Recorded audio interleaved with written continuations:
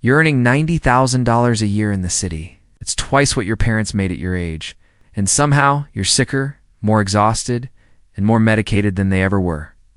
Here's what nobody tells you about that high salary. Half of it disappears before you see it. Rent, taxes, student loans. But the other half, the part you think you're keeping, is not yours either. It's going to fix the damage the city is doing to you. Antidepressants, $200 a month. Therapy, $600 a month. Sleep aids because your cortisol won't drop. Gym membership you barely use because you're too tired. Expensive organic groceries because everything else is poison. Weekend trips to disconnect because if you don't leave the city, you'll have a breakdown. Massage therapy for the tension headaches.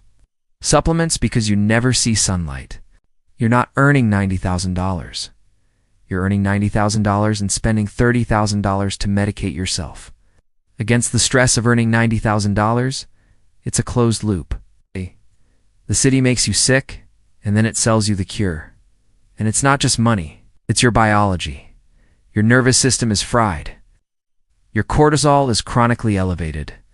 You're not sleeping, your gut is wrecked. You're on edge all the time, stuck in fight or flight, because your body knows something your mind won't admit. This environment is killing you. The noise, the pollution, the concrete, the artificial light, the packed trains, the constant stimulation with zero rest. Your body was designed for sun, space, quiet, and natural rhythms. And you're giving it fluorescent lights, car horns, and a 24/7 stress response. The $90,000 salary isn't worth it. Not if you're dead by 60. Yes. Not if you spend your 30s on Lexapro and your 40s in cardiac rehab. The system isn't paying you well. It's charging you a biological toll and then selling you the antidote at a markup. Let's go to London. 1858. The Great Stink. The Thames River had become an open sewer. 1 million people crammed into a city with no sanitation infrastructure. Human waste, industrial runoff, slaughterhouse blood, all of it dumping into the river. The smell was so unbearable that Parliament had to soak their curtains in lime chloride just to function. Politicians vomited during sessions, but the smell was the least of it. Cholera outbreaks killed tens of thousands. Typhoid, dysentery, respiratory diseases, from coal smoke so thick it turned the sky black at noon. The average life expectancy for a working-class Londoner was 29 years. 29, not because medicine didn't exist, it's because the city was poisoning them faster than they could survive. And the wealthy, they left.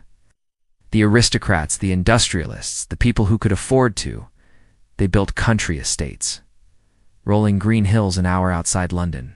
Clean air, fresh water, gardens, space. They commuted into the city when business required it. And then they fled back to the countryside to recover.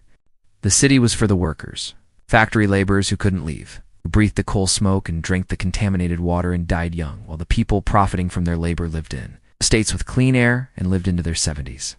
Nothing has changed. The Thames doesn't stink anymore. You have indoor plumbing, but the structure is identical. Modern cities are toxic. Air pollution in major metros exceeds whose safety limits. You're breathing microplastics. Noise pollution is linked to heart disease and cognitive decline. Light pollution disrupts your circadian rhythm, which wrecks your sleep, which wrecks everything else. The city is a low-grade poison. It won't kill you in a year. It kills you over 30 years. Chronic stress. It's autoimmune diseases, anxiety disorders, burnout, and the people profiting from your labor. The executives, the investors, they don't live in the cities they're extracting from. They live in suburban estates, gated communities, second homes in the mountains or by the coast. They've done what the Victorian aristocrats did. They've claimed the clean air, the space, the quiet. They've left the workers in the pollution. The difference is the Victorian worker couldn't leave. They didn't have remote work. They didn't have savings. They were trapped. You're not. You're choosing to stay.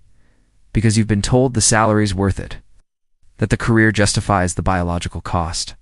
That someday when you've climbed high enough, you'll afford your own escape. But by the time you can afford it, your body will be wrecked. The stress tax compounds. Every year in the city accelerates your aging. You're not building wealth. You're trading your health for money you'll spend trying to buy your health back. So what does the system tell you when your body starts breaking down? Practice self-care. Meditate. Do yoga. Sure, you spend $40 on a yoga class in a studio that smells like essential oils and optimism. You feel better for 90 minutes. Then you're back on the subway, breathing recycled air, surrounded by 1,000 people, cortisol spiking again. Meditationapps.com, Headspace. $70. A year to listen to someone tell you to breathe while ambulance sirens scream outside your window? You're trying to meditate your way out of an environment designed to stress you. Take a vacation, recharge. Great advice. Spend $3,000 on a week in Bali, disconnect, feel human again. Then fly back to the city, and within 72 hours, you're exactly as burned out as you were before you left. Vacations aren't rest. They're temporary relief from chronic poisoning. Move to the suburbs. Get more space. So now you're commuting 2 hours a day. You traded pollution and noise for isolation and traffic. Your cortisol is still elevated. You're just stressed in a different zip code. The system's solutions aren't designed to fix the problem. They're designed to make the problem tolerable enough that you keep working, keep producing, keep paying.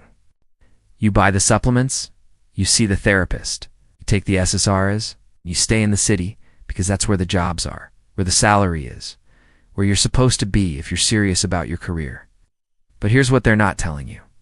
The salary doesn't matter if you're spending it to survive the environment that's paying you. You're not accumulating wealth. You're treading water while your biology degrades. The real solution isn't optimizing your self-care routine. It's leaving the environment that's making you sick. And that's possible right now. Southern Italy, Calabria, Abruzzo. Small hilltop towns where the air is clean. The sun is real, and the pace of life doesn't destroy your nervous system. Here's the framework. You're not retiring. You're not running away. You're doing biological geo-arbitrage.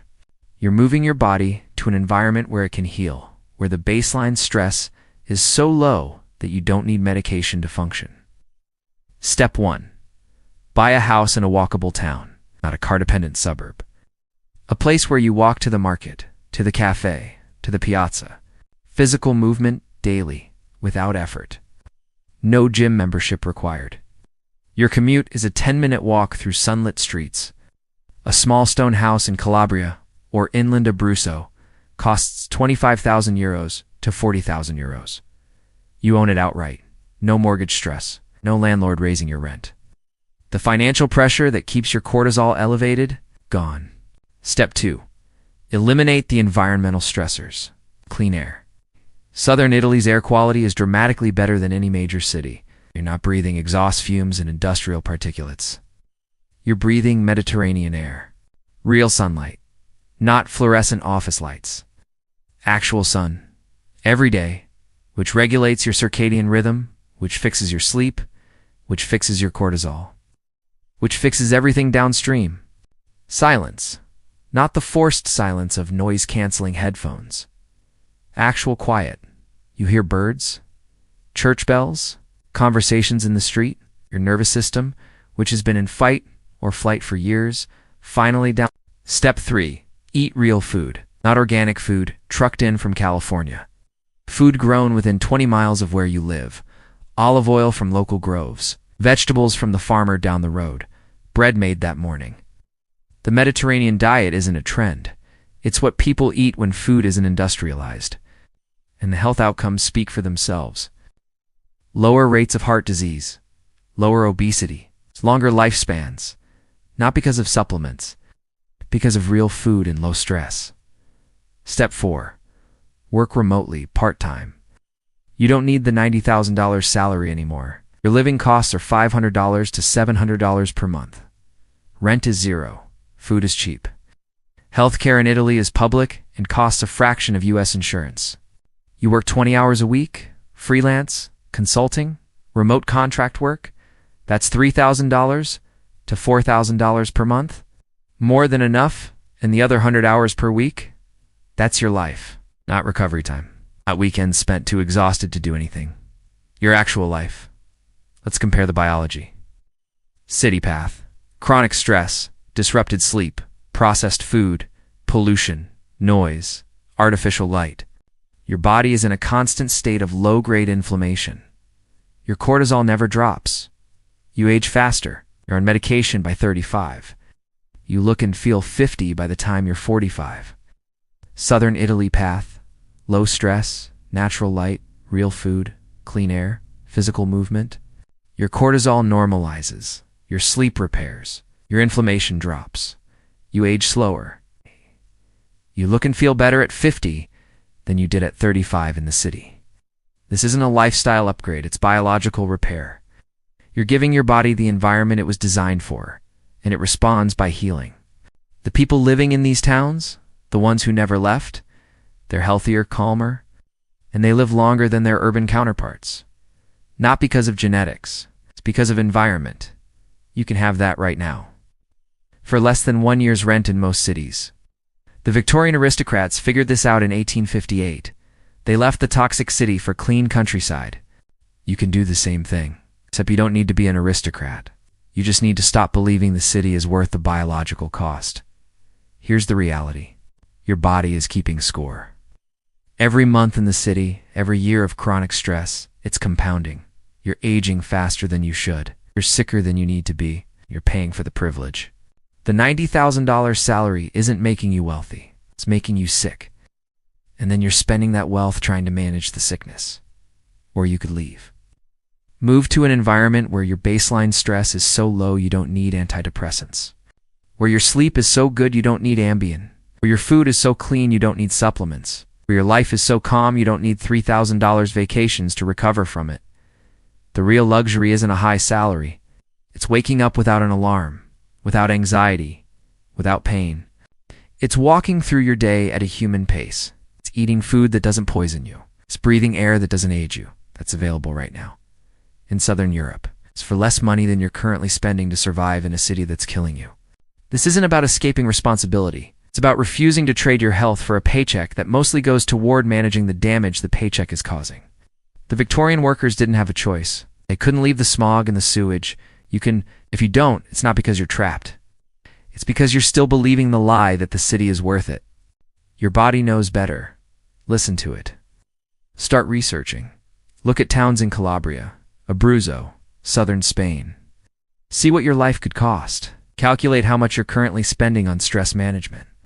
Then decide if you want to keep paying the stress tax or if you want to leave the system entirely. If this changed how you see health and wealth, subscribe. I'm mapping the exits for people who are done being poisoned. Stop medicating. Start relocating.